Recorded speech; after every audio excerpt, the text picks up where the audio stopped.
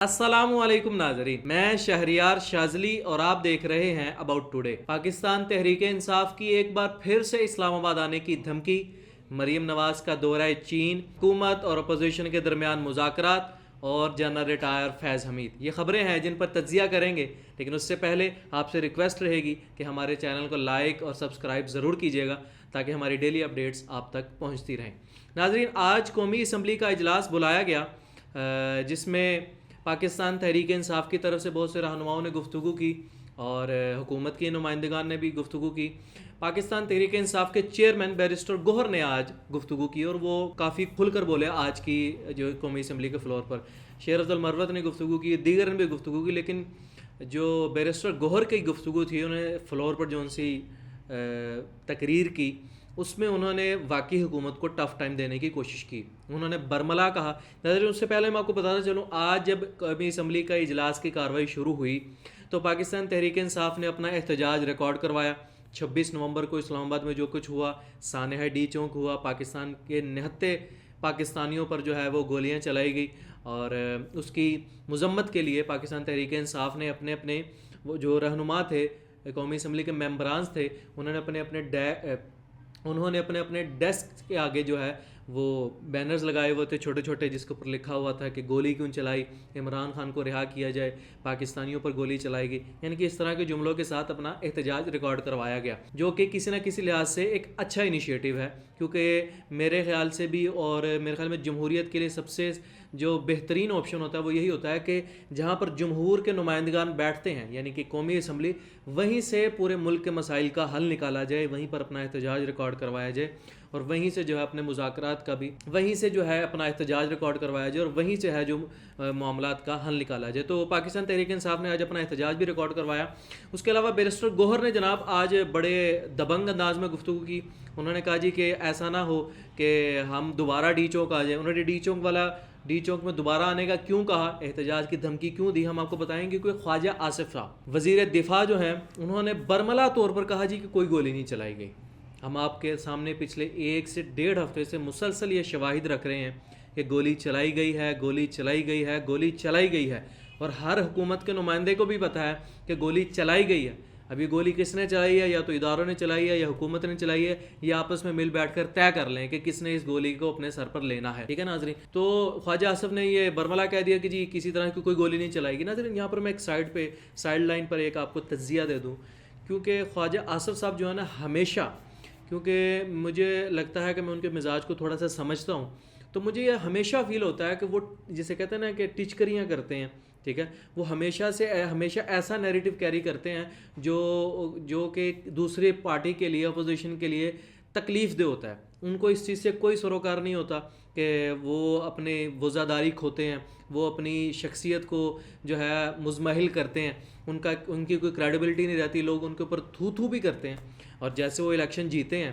میں یہ سمجھانا چاہ رہا ہوں کہ دوسرے پولیٹیشن بھی ہیں پاکستان مسلم لیگ نون میں جو اختلاف بھی کرتے ہیں، ٹھیک ہے، اور کچھ ایسے نیریٹو کو کیری بھی کرتے ہیں جو پارٹی پالیسی کا نتیجہ ہوتے ہیں، لیکن خواجہ آصف صاحب جو انتہائی بھونڈے انداز میں، انتہائی واہیات انداز میں اور انتہائی بازاری انداز میں جو ہے اپنے جو نیریٹو ہے اس کو قائم کرتے ہیں۔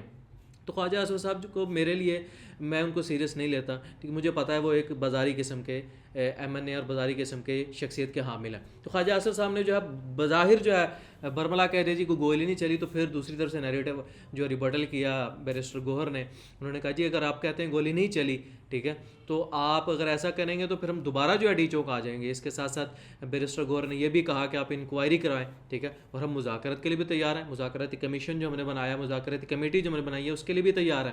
تو یہ بھی مذاکراتی کمیٹی کو انہوں نے کیوں کہا، اس پر ہم بعد میں گفتگو کرتے ہیں۔ ساتھ ہی جو ہے بیرسٹر گوہر نے یہ بھی کہا کہ 9 مئی کو بھلا کر اب آگے بڑھنا پڑے گا۔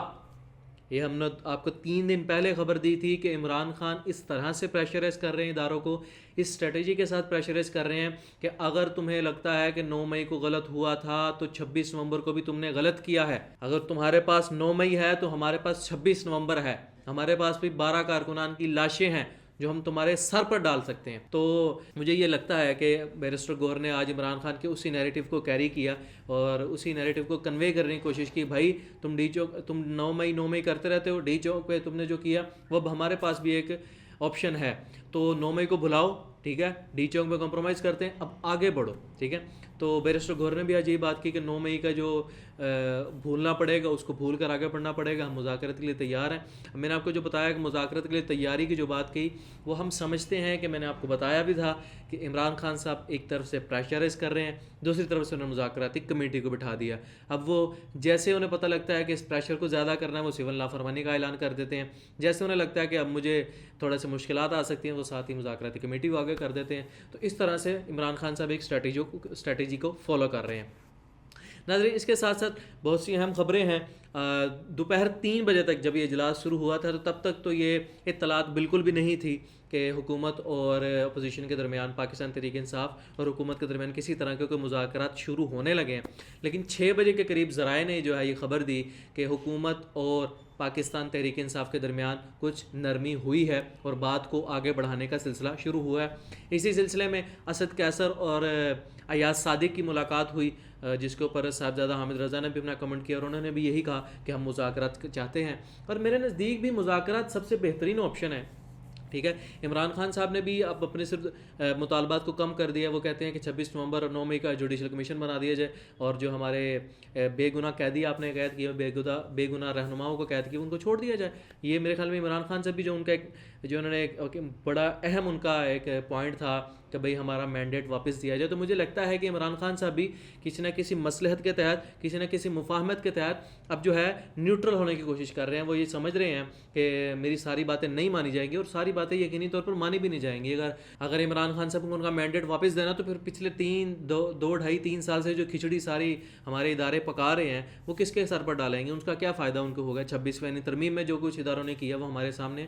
تو مجھے نہیں لگتا کہ کچھ درمیانہ راستہ ہی نکلے گا تو بات آگے بڑھے گی. اسی لیے جو ہے مذاکرات کا دور شروع تو ہوا ہے اور ہماری کوشش رہے گی کہ دونوں فریقین جو آپس میں بیٹھ کر کوئی درمیانہ راستہ ضرور نکالیں. ناظرین, بیرسٹر گوہر کے اس بیان کے بعد یہ بیان جو بیرسٹر گوہر نے دیا یہ کافی خبروں میں آیا اور زیر گردش رہا.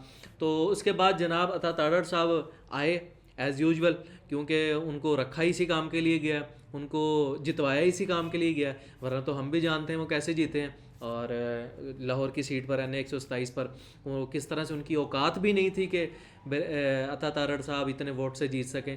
اور ان کی اوقات تو کیا, ان کے بلکہ ان کے ضمانت ضبط ہو جانی تھی جس حلقے سے وہ الیکشن پر لڑے تھے. لیکن اداروں کی اشیر آباد سے اور بوٹ چاٹنے کی وجہ سے جو ہے انہیں ایک قومی اسمبلی کی نشست دی گئی, اور اسی لیے دی گئی کہ بھائی آپ نے آ کر جب بھی ہم تو آپ کو کہیں آپ نے آ کر بولنا ہے. تو ناظرین, عطا تارڑ صاحب فوراً آئے اور انہوں نے کہا جی کہ 9 مئی پورے ملک کا ایک سانحہ ہے اور اس کو بھلایا نہیں جا سکتا. ہمارے پاس شواہد موجود ہیں اور ہم شواہد پیش کریں گے. تو بھائی آپ پیش کیوں نہیں کر رہے؟ اللہ کے بندے, 1.5-2 سال ہو گیا آپ نے 9 مئی کے پیچھے لگایا وہ پوری قوم کو, ٹھیک ہے, اور ابھی تک آپ ایک بھی الزام ثابت نہیں کر سکے, ایک بھی الزام ثابت نہیں کر سکے. آپ جوڈیشل کمیشن بنانا تو کیا ابھی تک آپ CCTVs کو نہیں جاری کر سکے.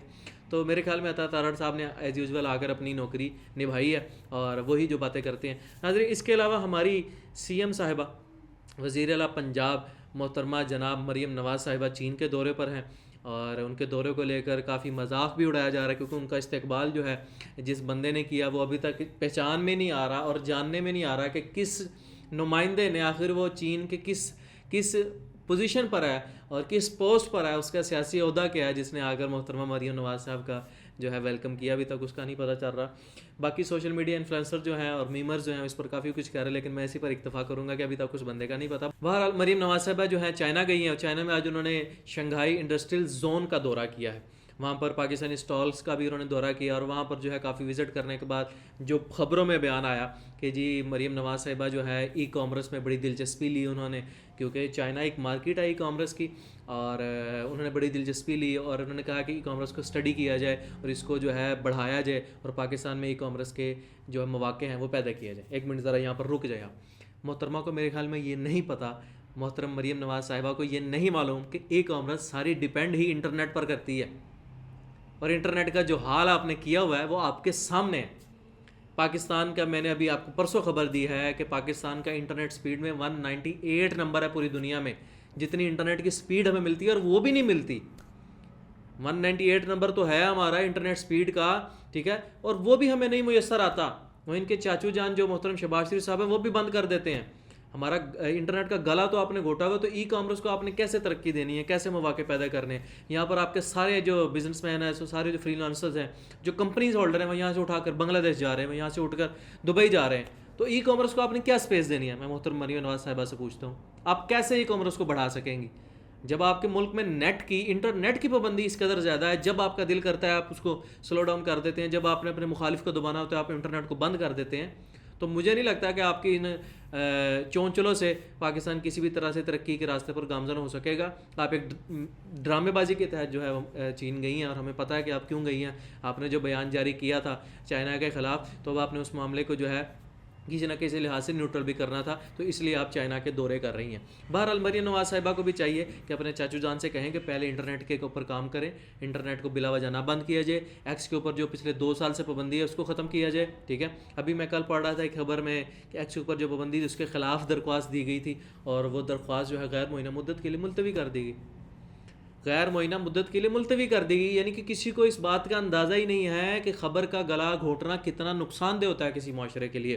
ناظرین، افکار علوی، اسی خبر سے ریلیٹ ایک خبر ہے. افکار علوی ایک بہت اچھے شاعر ہیں، اور کیونکہ میں خود بھی شعر و شاعری سے شغف رکھتا ہوں تو مجھے ان کا اندازہ ہے وہ کتنا اچھا لکھتے ہیں. ایک نظم سے وہ وائرل ہوئے، پھر انہوں نے بلندیوں کو چھوا، اور اب وہ کافی نمائندہ شاعر ہیں اور بڑا اچھا لکھتے ہیں.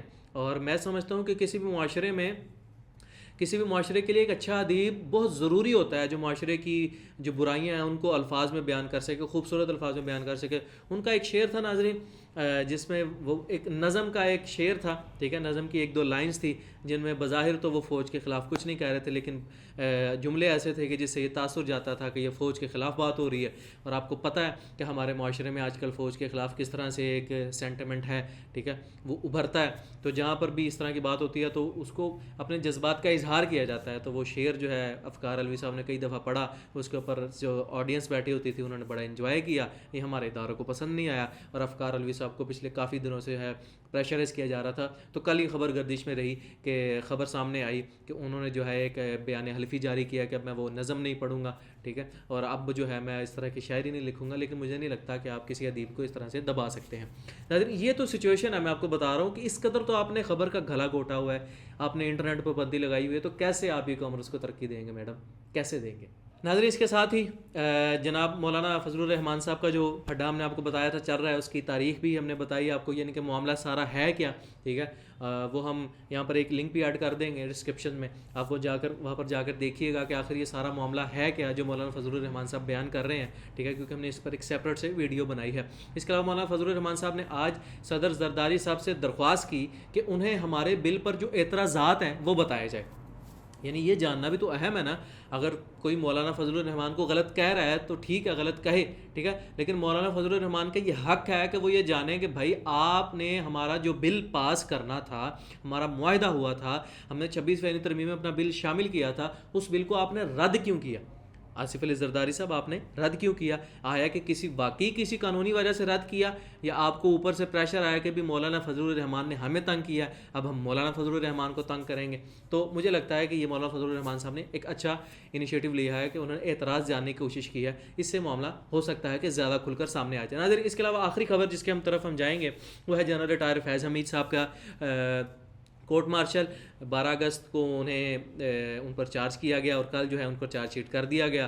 اب جو ہے اب یہ سمجھ آ رہا ہے ہمیں کہ کیا نام ہے، جنرل ریٹائر فیض حمید صاحب کو ایک بلی کا بکرا بنایا گیا، کیونکہ فیض حمید صاحب کا کیس اب کوئی نیا تو نہیں ہے، عمران خان سے پہلے کا کیس ہے. تب آپ کو یاد نہیں آیا جنرل ریٹائر فیض حمید کو ہم نے پکڑنا ہے، اس کے خلاف کارروائی شروع کرنی ہے؟ تب تو آپ چوچے بن کے بیٹھ رہے، کیونکہ آپ سب ایسے ہیں، آپ سب کے کوئی نہ کوئی کیسز ہیں، آپ سب نے کوئی نہ کوئی سوسائٹی دبائی ہوئی ہے. ٹھیک ہے، تو مجھے لگتا ہے کہ جنرل ریٹائر فیض حمید کو، اور میں فیض حمید کو کوئی فرشتہ نہیں کہہ رہا، یہ میرا پچھلے 3 سال سے موقف ہے، جنرل ریٹائر فیض حمید واقعی کوئی فرشتہ نہیں ہے. اور میں 3 سال سے پاکستان تحریک انصاف کے کارکنان کو بھی یہ بات سمجھانے کی کوشش کر رہا ہوں کہ جنرل ریٹائر فیض حمید فرشتہ نہیں ہے.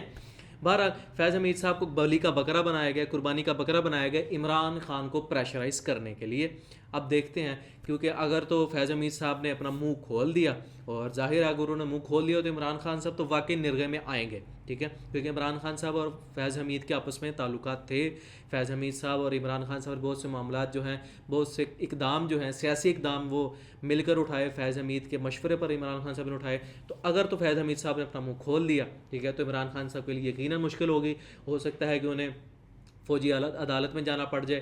تو دیکھتے ہیں یہ معاملہ کس طرف جاتا ہے، اس پر مزید بھی بات کریں گے. لیکن یہ تھی آج کی ویڈیو، آج کا ولاگ اور آج کا تجزیہ. اور آپ سے ریکویسٹ رہے گی کہ اگر آپ کو ہمارا کام پسند آئے تو ہمارے چینل کو لائک اور سبسکرائب ضرور کیجیے گا، اور بیل آئیکن کو پریس کرنا مت بھولیے گا، تاکہ ہماری ڈیلی اپڈیٹس جو ہیں آپ تک پہنچتی رہیں. اور ہمیشہ آپ کے لیے کھلا رہے گا، اپنی رائے کا اظہار ضرور کیجیے گا.